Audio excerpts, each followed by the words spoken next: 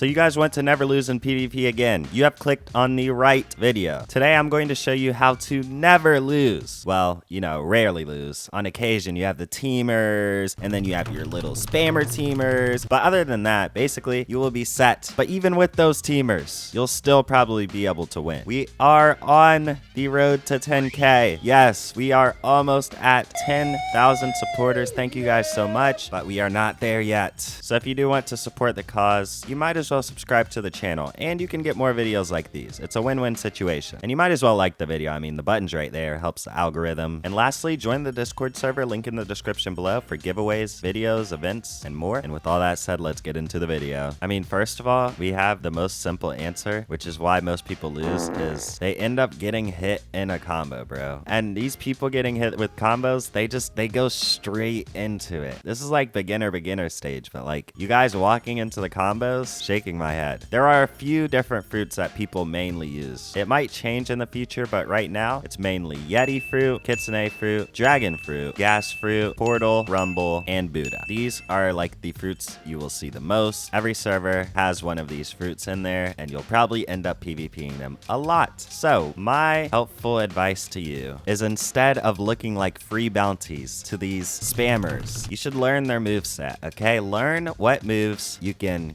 trick. If you don't know how to trick, pretty sure I've said it in a few videos, but you keep your kin off, right? Until you see a move you know you can trick, and you kin it, and you turn your kin back off when you know you can't trick it. So it basically saves your dodges. But basically, just learn movesets, learn what you can and cannot trick. Usually there's like a pattern with fruits, so most ZNX moves you can dodge. I would try and trick those. If it doesn't work, then oh well. I mean, I guess you just get hit. Once you go into moves such as the ultimate move, V move, of course you probably cannot trick that.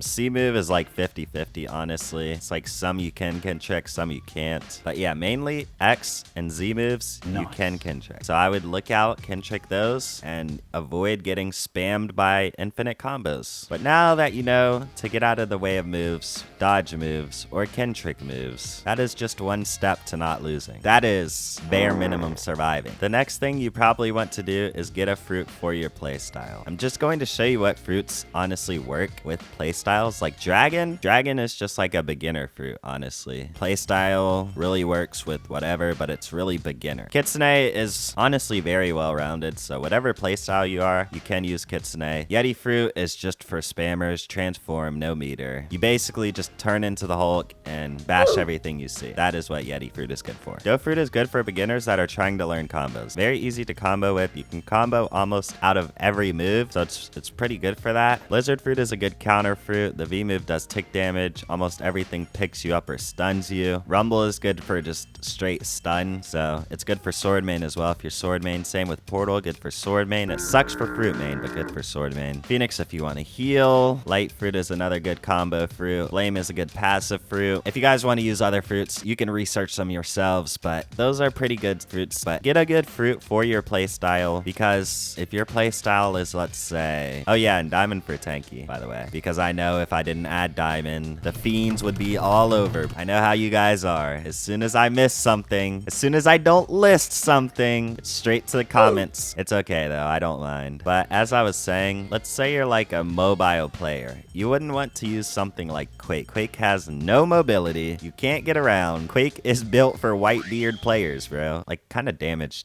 heavy, damage reliant. So you wouldn't want to use a whitebeard build, a whitebeard fruit as a mobile player. It just doesn't make sense. You would have to adjust, and maybe you're not good as a whitebeard player. Then you're just wasting your life, losing bounty in public servers, players calling you easy, losing time you could be studying, working out, eating, sleeping, not getting called easy by players in public servers. It all depends on playstyle. If you don't have the right thing for your playstyle and you don't really adjust well, then you're just cooked. And we could honestly say the same thing for races, because races are pretty playstyle reliant as well. Like human is for damage heavy players, mink obviously for speed. You get the idea. Okay, fruit obviously matters the most. If you don't want to lose, I wouldn't necessarily say pick whatever sword you want, because there are certain swords that are better than others. And if you never want to lose, then you can't just pick triple katana and never lose. You get the idea. To never lose, you have to survive. So I'm going with a few swords. Dragon Trident, If you're about to die, you can easily stun them, counter combo. It is so easy to do. Gravity Cane basically does the same thing. Z move, breaks Kin. You can pull them straight in. Counter combo. True Triple Katana keeps them away. Shark Anchor, Sniper. Cursed Dual Katanas, honestly just for running. That's really like the list, but it all depends if you're Fruit or Sword main. Spiky Trident for combos too, but it depends if you're Fruit or Sword main. Like I wouldn't really use Spiky Trident with Sword main just because it's so like easy to dodge, but if you're in a Fruit main combo, then it's not really easy to dodge, if that makes sense, because your Kin is breaking all the time. But Spiky Trident as a Sword main just isn't as good. But things like Shark Anchor, Dragon Trident, even Gravity Cane, Crystal Katanas, the rest of these can go either way, Fruit or Sword main. They are very good to use. So the only thing I would watch out for is Spiky Trident. Don't go Sword main Spiky Trident unless you know what you're doing. You will get countered so fast and treated as a bot. So if you don't want to be treated as a bot, learn how to use Spiky Trident Sword main. And for gun main, unless you're already good at guns, you're losing. I'm sorry. Gun is just different. You have to learn gun. You're not just going to go out with a gun main build and just win all the time. People may say differently, but if you've never gone gun main, you're going to lose. If you've never gone sword main, there's still ways to win, bro. Like you could give a noob a doe fruit and shark anchor and tell them like the basics and they'll go on a winning streak. Like they won't lose for a while. But you can give a noob rumble and acid rifle or rumble and soul guitar or rumble and whatever sword you think is the best and they will lose. It has a little bit more of a learning curve, I guess you could say. For you gun main sweats watching, I'm sorry. Your sweatiness won't be passed on this video. If you want a gun main video, let me know in the comments below. I will do that. But now that you have your swords picked, you have your fruit, you know how to not get comboed now. So now all that's left is actually winning. And to win, you don't need to just survive and have the right stuff equipped. You need to do damage, break their kin a lot.